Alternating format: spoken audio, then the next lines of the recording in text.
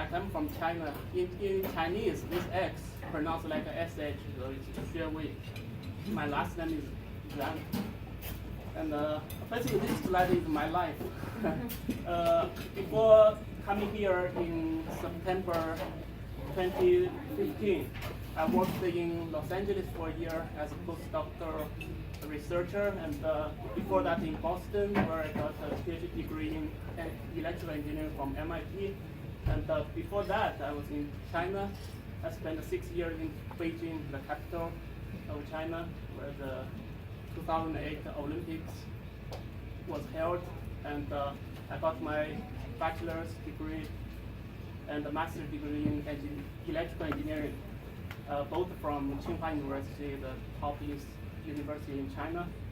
And before that, my hometown is in called Jiangsu province in eastern China. Sometimes they call it East Venice. It's a lot of water there. My background is electrical engineering. So you see that cable, those sparks there. It's literally electrical because electrical engineering, I was on the traditional side. Traditional side means the high voltage, like I did research in lightning, in electrical breakdowns in high voltage transmission lines, those kind of thing. So there are also, we call it strong electricity. There are also like electronics that's called weak electrical engineering. Okay, this is about myself. And let's begin. This is I like this like a screenshot and this line from a movie called Sharknado. And I put it here. This is the first movie I watched after I came to the United States. I was like shocked. How can tornado and the shark can feel like this? This requires some imagination. And this also, I want to, before I even start, I want to, even you think what I'm about to say is ridiculous or unrealistic, at least I hope it will be entertaining. Okay, that's just kidding. So today, I hope we can do some like strategic thinking here about Kingsville 2050. So before we start, we should have some like a common ground to start with.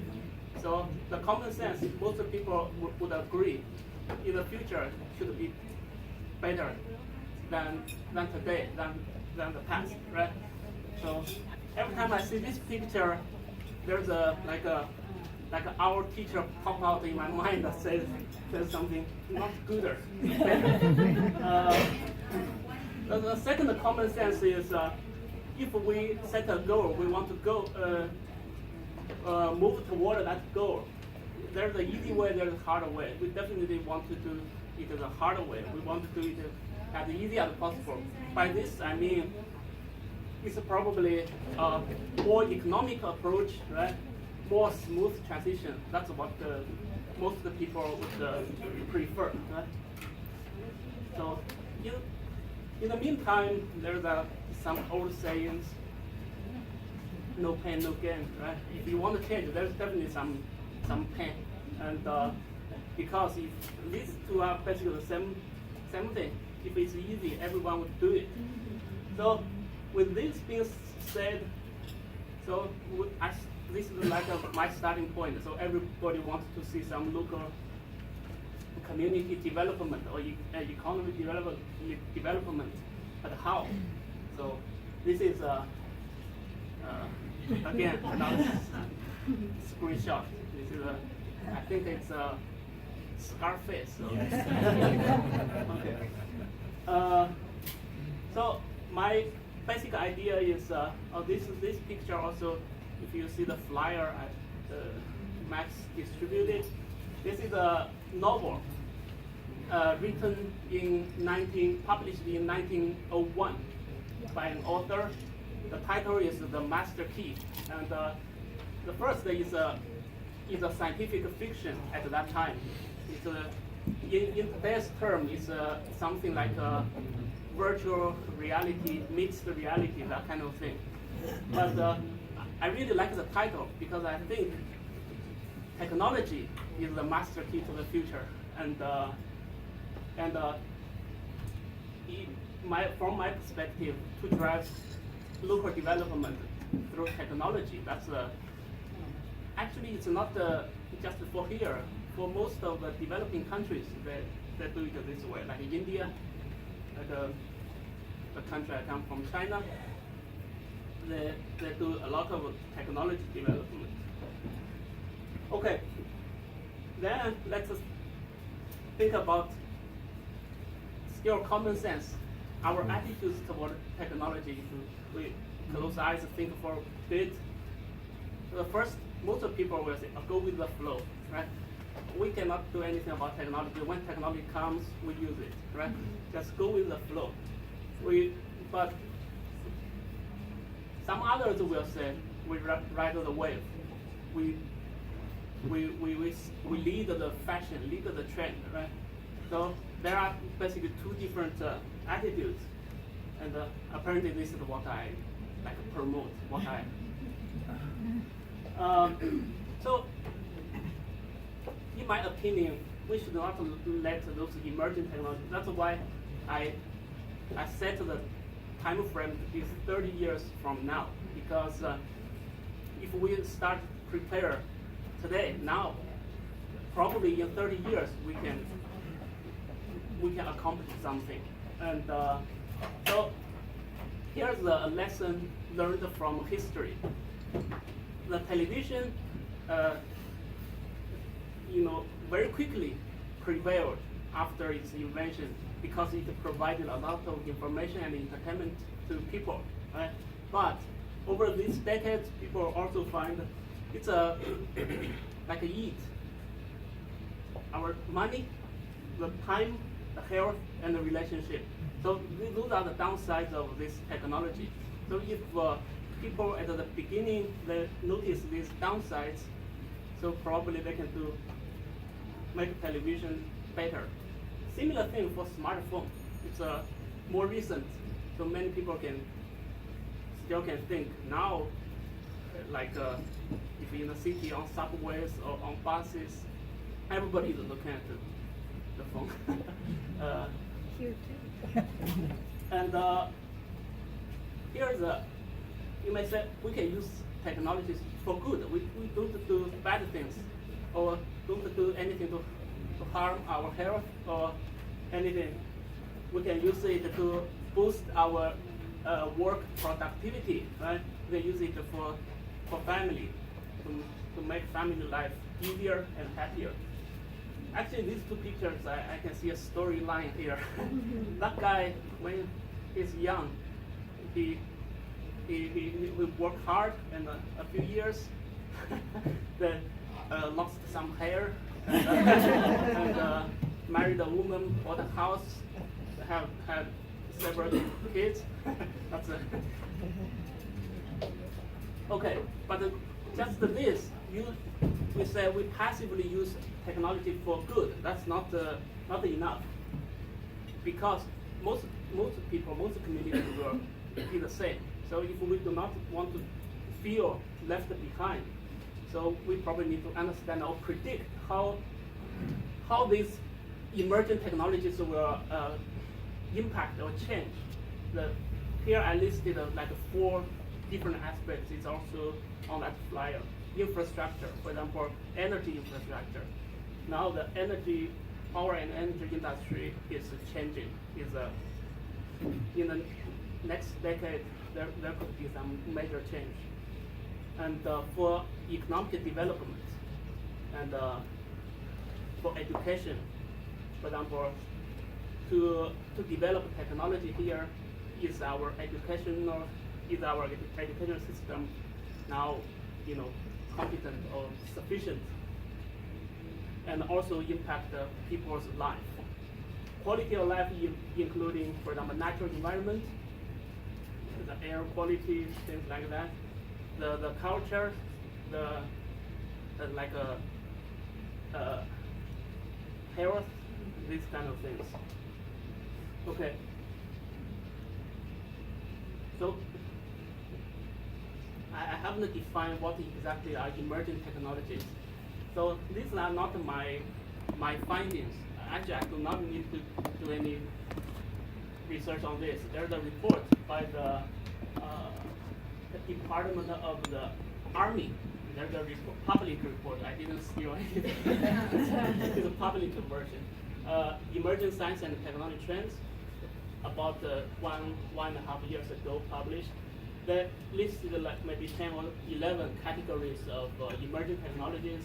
For example, artificial intelligence, advanced materials and manufacturing, energy, and biomedical science, and human augmentation. Those are like a warframe, that kind of make the like a warrior, soldiers, like a bone to be stronger. Quantum computing, mixed reality, and food, those kind of technologies. So now the problem is, in that report, they listed so many technologies. Those are the technologies of national priority, not just for the defense, but also for the civil applications for the society. But here's the thing, there's a gap between those technologies are of national priority, but how to connect it with the local reality. So in ideal case, okay, nationally they give a list, locally we just pick one that matches best with the community here, right? But that's actually never the case. So actually there's always significant mismatch. To give two examples, I showed two pictures here. One is there's a gap. You cannot move forward. You move forward, you die. That's like a failed investment, things like that. Because you don't have the necessary condition to develop that. Or you can develop, but other people are already flying. You are still jogging. You can definitely not catch up with them. So you do not have the competitiveness.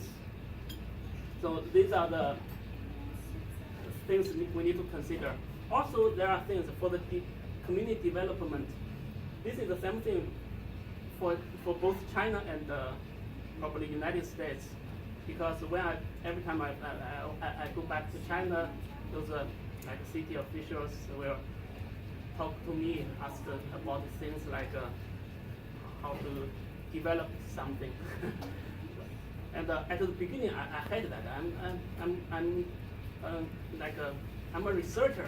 I'm not doing anything like that. But they keep asking and asking, and subconsciously I started to think about this issue. So this is one of the things. And we have a lot of strategies called attract and retain. For example, some industry, some business, the local government give them tax break, and but in most of the case, maybe statistically, maybe 80–90% of the case, those companies coming in, when the tax break expires, they leave, and so it's a kind of a temporary thing.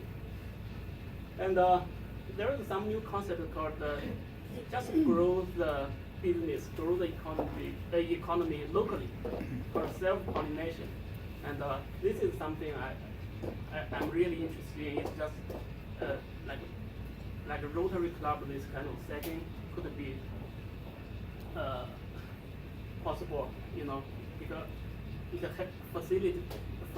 facilitated the cooperation, collaboration between the locally grown businesses. And okay, now next I'm gonna give a few examples about the emerging technology and how it will impact the community, and give 3 examples. The first one is artificial intelligence. Probably most of you have heard of it. Sometimes, occasionally it's on some national headline. Artificial intelligence. So the big players in this field, like Google, IBM, definitely I cannot imagine we just launch a company here in any time soon. We can compete with Google or IBM.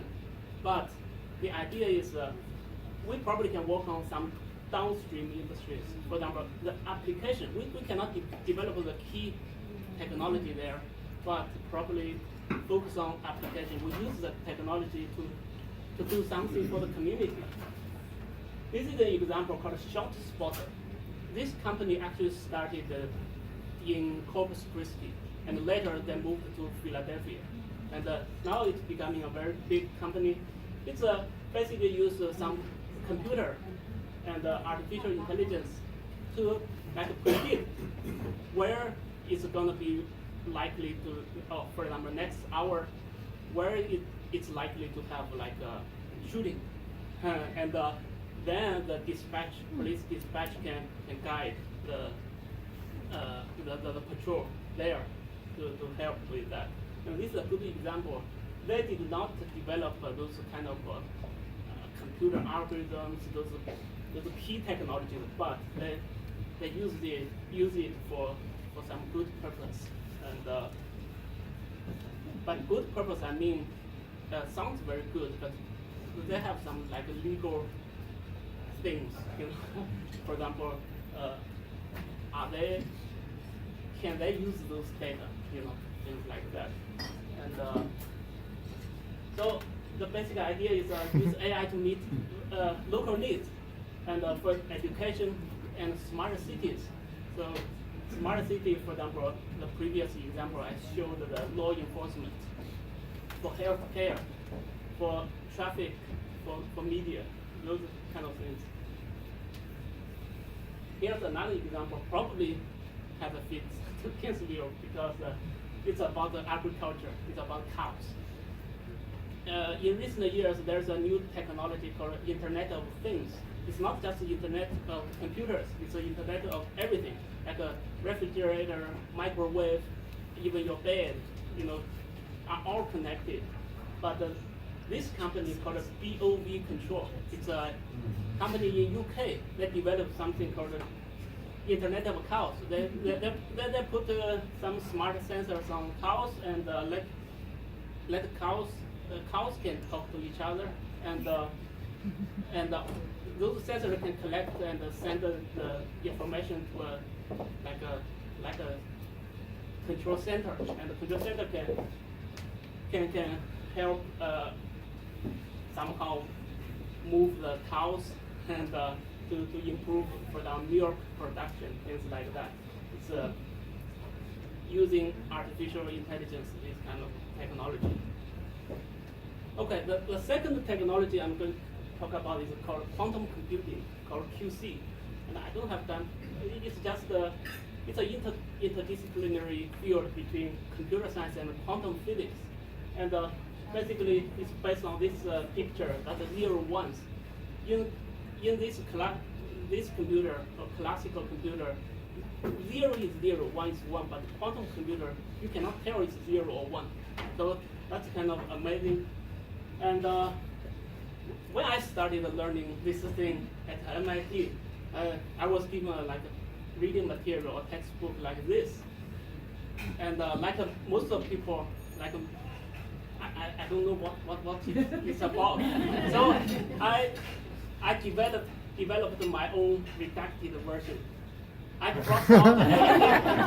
I don't understand. I started from something I understand. It's like this. So basically, it's nothing.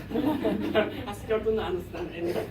But it was a struggle. And when I talked to the professor, Isaac Zhang, the professor at MIT, just 3 words: just do it. And I still remember it because it happened to be the logo of Nike. And the other professor, called Professor Javier Stein, he didn't even mention anything. He just something like that. So here's the tip, my experience. When I don't understand, I just handwrite. I copy the textbook.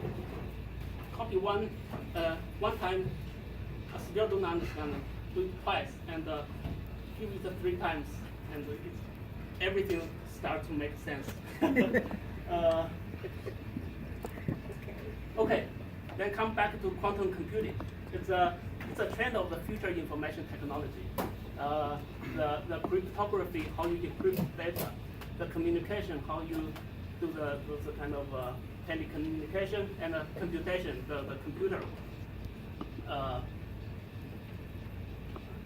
But what I found here, I've worked at Kingsville for like 4 years, and we don't have this kind of expertise in locally. So that means the education or research, we have a gap here. On the other hand, for the community development, there may be opportunities in the upstream industries. For example, like supply the materials and some parts for those complicated quantum computing facilities. For example, optical fiber. For example, those meters. Those meters, actually, in my hometown, there's an industrial park called Quantum Industrial Park, but they do nothing quantum. Everything they did is just make meters. And they said our meter is going to use in a quantum facility. So that's what inspired me to say, probably there are some opportunities in upstream industries. Okay, the third area is about sustainable energy. This is actually why I was hired to work at Kingsville. In 2015, they launched a PhD program in sustainable energy. Actually, Max is my first PhD student, and so I'm not going to talk a lot, but I do take the opportunity here to request a presentation by Max on the future like community level power grid technology. So probably August or September, we'll try to follow up on that. But what I want to say is, Max last year he got a scholarship from Rotary Club, and at the time he submitted application, he had 4 papers publications, but now like 5 months passed. With the support from Rotary Club, he already has 9 papers. So like every month 1 paper.